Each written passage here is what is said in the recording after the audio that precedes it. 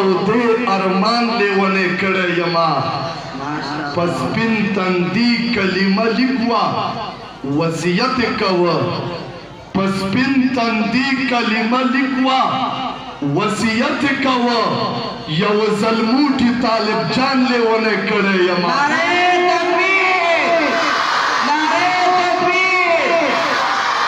پس سپین تندي کلمه لیکوا وصیت یې کوه